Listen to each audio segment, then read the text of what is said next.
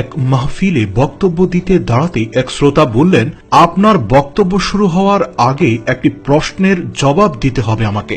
মালিক বিন দিনার প্রশ্ন করার অনুমতি দিলেন। বয়স্ক শ্রোতা বললেন, প্রায় 10 বছর আগে আপনাকে আমি মাতাল অবস্থায় পড়ে থাকতে দেখেছি। আপনি সেই অবস্থা থেকে এত বড় আলেমী দ্বীন হয়ে গেলেন কিভাবে এবং ওয়াজ করার জন্য এখানে এলেনই বা কিভাবে?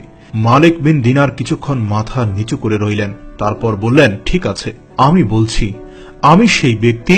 আমি আসলেই 10 বছর আগে মদ্যপায় ছিলাম। শুনুন তাহলে আমার কাহিনী।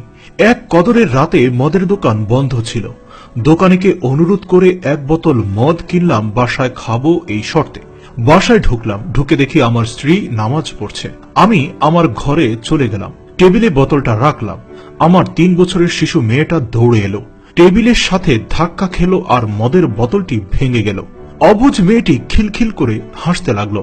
ভাঙা বোতল ফেলে দিয়ে আমি ঘুমিয়ে গেলাম। সে রাতে আর মদ খাওয়া হলো না। পরের বছর আবার লাইলাতুল কদর এলো। আমি আবার মদ নিয়ে বাড়ি ফিরে এলাম, বোতলটা টেবিলে রাখলাম। হঠাৎ বোতলের দিকে তাকাতেই বুক ভেঙে কান্না এলো। 3 মাস হলো আমার শিশু কন্যাটি মারা গেছে। বোতলটা বাইরে ফেলে দিয়ে ঘুমিয়ে পড়লাম। স্বপ্নে দেখছি এক বিরাট সাপ আমায় তাড়া করছে।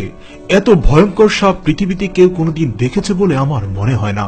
এত বড় মোটা সাপ আমি আমার জীবনে ভয়ঙ্কর এমন কিছু আর কখনোই দেখিনি। আমি প্রাণ ভয়ে দৌড়াচ্ছি।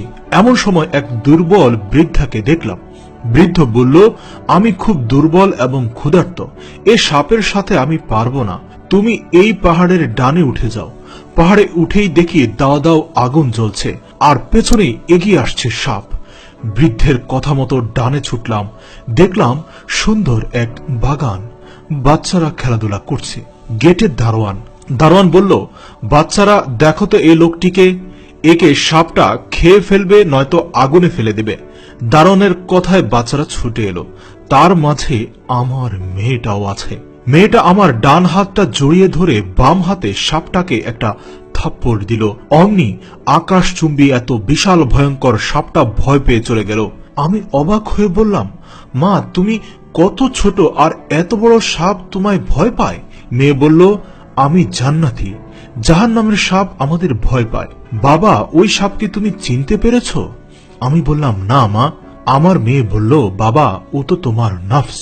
নফসকে এত বেশি খাবার দিয়েছ, তোমার কুপ্রবৃত্তি কুমন্ত্রণাকে এত বেশি লাই দিয়েছ যে সে এমন বড় আর শক্তিশালী হয়েছে, সে তোমাকে জাহান্নাম পর্যন্ত তাড়িয়ে এনেছে। বললাম, পথে এক দুর্বল বৃদ্ধ তোমাকে এখানে আসার পথ বলে দিয়েছে। সে কে তুমি কি জানো? আমি বললাম, না মা। মেয়ে বলল, তাকেও চেনোনি? সে তোমার রূহ। তাকে তো কোনোদিন খেতে দাওনি, তাই না খেয়ে দুর্বল হয়ে কোনো মতে বেঁচে আছে। তোমার ঘুম ভাঙলেই তুমি বুঝতে পারবে এই রূহ হচ্ছে সেই রূহ যেই রূহ নির্দেশনা দেয় আসলে কতটা ভালো কাজ বা নেক আমল তুমি করেছো।